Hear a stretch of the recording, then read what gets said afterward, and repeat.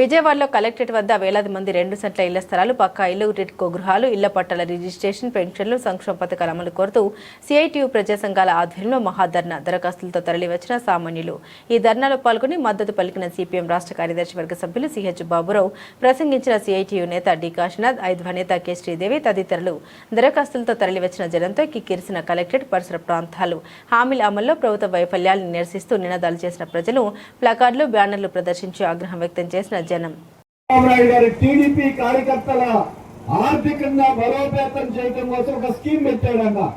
వాళ్ళని కోటీశ్వరులు చేస్తాడంట. అంటే మీ నాయకులు కోటీశ్వరులు, మీ కార్యకర్తలు కోటీశ్వరులు, కార్పొరేట్లు ఇక ఓట్లేసి గెలిపించే మనకి మాత్రం మొండి చెయ్యే. అందుకే కులాలు, మతాలు, పార్టీలనే తేడా కాదు, ఇల్లు లేని వాళ్ళందరూ ఏకమై పోరాటం కోసమే ఇవాళ ఈ కార్యక్రమం చేపట్టాం. దాంతో పాటు అప్పులు చేసుకుని ఇల్లు కట్టుకుంటే కొండల మీదో, కాలువ గట్ట మీదో, కృష్ణా కరకట్ట మీదో ఎక్కడో ఇంతవరకు పట్టాలు లేవు, రిజిస్ట్రేషన్ లేవు, బీమారాలు, కాగితాలు మాత్రమే ఇచ్చారు. నిన్న మొన్న పేపర్లో చంద్రబాబు నాయుడు గారు చెప్పారు, ఇక మీకు పట్టాలు, రిజిస్ట్రేషన్లు 2 ఏళ్ళకు అమ్ముకోవచ్చు అని చెప్తున్నారు. అమ్ముకునే దిక్కు అవసరంగా మా పట్టా మీద కనీసం ఏ బ్యాంకు కూడా రూపాయి అప్పించే మార్గం ఎక్కడైనా ఉందా? ఇంతవరకు లేదు. అంతకుముందు కోఆపరేటివ్ బ్యాంక్ వాళ్ళే ఇచ్చేవాళ్ళు కూడా, కోఆపరేటివ్ బ్యాంక్ వాళ్ళు కూడా అప్పులు ఇవ్వట్ల. అందుకే మాటలు కాదు, రిజిస్ట్రేషన్ పట్టాలు ఏదో బాగు చేసుకుని నానా తిప్పబడి ఉంటామని వాళ్ళకి పట్టాలు లేవు. కృష్ణా కరకట్ట మీద టిక్కోలకు డబ్బు కట్టిన వాళ్ళందరికీ ఇవ్వాలి. అందరికీ నగరంలోనే 2 సెంట్ల స్థలం ఇవ్వాలి. అందరికీ పట్టాలు, రిజిస్ట్రేషన్లు ఇవ్వాలి.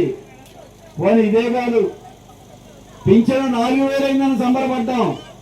4,000 అయినా 5,000 అయినా పింఛను ఇస్తేగా.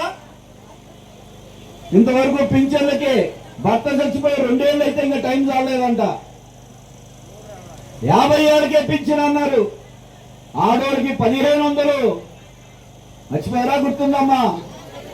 గుర్తుంది. ఇంతవరకు లేదు. ఉద్యోగం లేకపోతే 3,000 అన్నారు. ఈ పథకాలు ఏమీ లేవు. లేకపోతే సరే మున్సిపల్ కార్మికులకు మనం ఇళ్ల కోసం, పట్టాల కోసం సాధించుకోవడానికి మనం ఇప్పుడే సిద్ధపడాలి. మళ్ళీ ఎలక్షన్ చివరి దాకుంటే కాదు, ఎన్నికలకు ముందే కాగితాలు కాదు మాకు కావాల్సింది, మాటలు కాదు.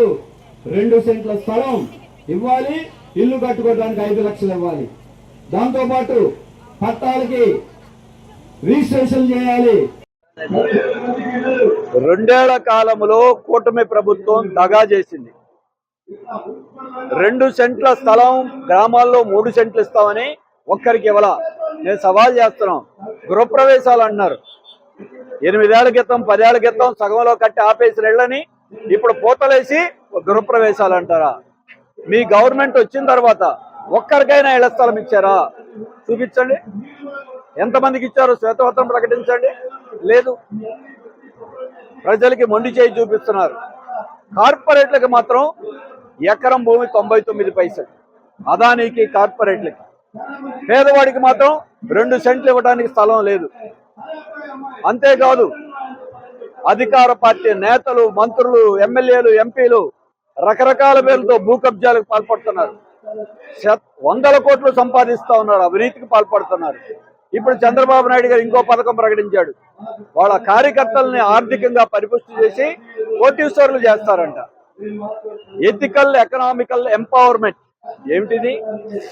అంటే కార్పొరేట్లు, మీ నేతలు, మీ కార్యకర్తలు ఓట్లేసిన జనానికి మాత్రం మొండి చేయి చూపిస్తున్నారు. ఏమైనా సూపర్ 6లో పథకాలు భర్త చచ్చిపోయినా, ముసలోళ్ళు అయిపోయినా ఇంకా టైం ఉందంట. అంటే వాళ్ళు చచ్చిపోయిన తర్వాత ఇస్తారా? ఆఖరికి కార్మికులకైతే అంగన్వాడీ, ఆశా, మున్సిపల్ కార్మికులకి ఉన్న పింఛన్లు, ఉన్న సంక్షేమ పథకాలు కూడా రద్దు చేశారు. వాళ్ళందరూ కోటీశ్వరులు లెక్క వేస్తున్నారు. మరి భూములన్నీ ఏమవుతున్నాయి? విజయవాడలోనే పాత బస్టాండ్ లూలు కంపెనీకి ఇచ్చేశారు. పోరాడితే ఆగింది. భవానీ ఐలాండ్ ఇంకో కంపెనీకి ఇచ్చేశారు. వక్ఫ్ భూములు, దేవాదాయ భూములు కబ్జాకు గురవుతున్నాయి.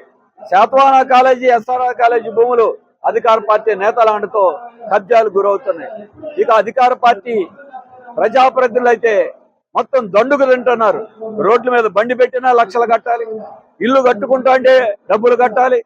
ఇక అడ్డగోలుగా సంపాదిస్తున్నారు, పేదలను గాలికి వదిలేశారు. అందుకే విజయవాడలో ఇల్లు లేని వాడికి ఇల్లు లేవు. ఏనాడో ఇల్లు కట్టుకుని కొండల మీదో కాలువ గట్ల మీదో కృష్ణాకర కట్టను ఉంటే వాళ్ళకి ఇంతవరకు పట్టాల పేరుతో గత గవర్నమెంట్ ఇచ్చినవి ఒట్టి కాగితాలు ఇచ్చారు. అది నాలుగు గీసుకోవడానికి కూడా పనికిరాట్లా. ముఖ్యమంత్రి గారు చెప్తున్నారు, మీకు అందరికీ పట్టాలు ఇచ్చేస్తాం, 2 ఏళ్ళకి అమ్ముకోవచ్చు అని. అమ్ముకునే సంగతి కాదు, అసలు ఏ పట్టా ఈ బీ ఫారాల మీద ఒక్క బ్యాంక్ వాళ్ళు కూడా అప్పు ఇవ్వట్లేదు. ఇప్పటికైనా రిజిస్ట్రేషన్ పట్టాలు ఇవ్వండి. ముఖ్యమంత్రి గారు కృష్ణాకర కట్ట అవతల ఉంటాడా? ఆయన మాత్రం బంగ్లాలో ఉండొచ్చా? కృష్ణాకర కట్ట మీద ఉండేటువంటి పేదలకు మాత్రం 60 ఏళ్ళు 70 ఏళ్ళ నుంచి వాళ్ళకి పట్టా పనికిరారా? కాలువగట్ల మీద స్టార్ హోటల్ కట్టచ్చా? పోలీస్ స్టేషన్లు కట్టచ్చా? పేదవాడికి మాత్రం పట్టాలు ఇవ్వరా? ఏమిటి ఈ వివక్షత? అందుకే పట్టాల కోసం, ఇళ్ల కోసం, ఇళ్ల స్థలాల కోసం పోరాటం ప్రారంభిస్తున్నాం. ఇప్పుడు రేపు మున్సిపల్ ఎన్నికలకి అధికార పార్టీ సిద్ధమవుతా ఉంది. మీరు ఎన్నికల్లో అధికారం కోసం, పదవుల కోసం మీరు అంటుంటే మేము పోరాటానికి సిద్ధపడుతున్నాం. ఎన్నికలకి ముందే ఈ 2 సెంట్ల ఇళ్ల సంగతి, అలాగే పట్టాల సంగతి, ఖాళీగా ఉన్నటువంటి ఇళ్లు పేదలకి కేటాయించే సంగతి, టిట్కో ఇళ్ల సంగతి తేలాలి. తేలకపోతే అధికార పార్టీ నేతల్ని, ప్రజాప్రతినిధులు జనమే నిలదీస్తారు. అంతేకాదు, కట్టి ఖాళీగా ఉన్న ఇళ్లని లబ్ధిదారులే, పేదలే స్వాధీనం చేసుకుంటారు. ఖాళీగా ఉన్న ప్రభుత్వ భూములు కబ్జా కాకుండా మీరు కనుక ఇవ్వకపోతే పేదలే వాటిని స్వాధీనం చేసుకుంటారు. ఈ పేదల ఉద్యమానికి సిపిఎం పూర్తి సహాయ సహకారాలని సంఘీభావాన్ని ప్రకటిస్తున్నాం. విజయవాడలో ఈ రోజున కలెక్టరేట్ దగ్గరికి వేల మంది జనం దరఖాస్తులతో తరలి వచ్చారు. ఈ ప్రభుత్వం మీద ఆగ్రహానికి ఇదొక హెచ్చరిక. కదలి రండి, ఇప్పటికైనా పరిష్కారం చేయకపోతే ఉద్యమం ఆగదని మేము హెచ్చరిస్తాం.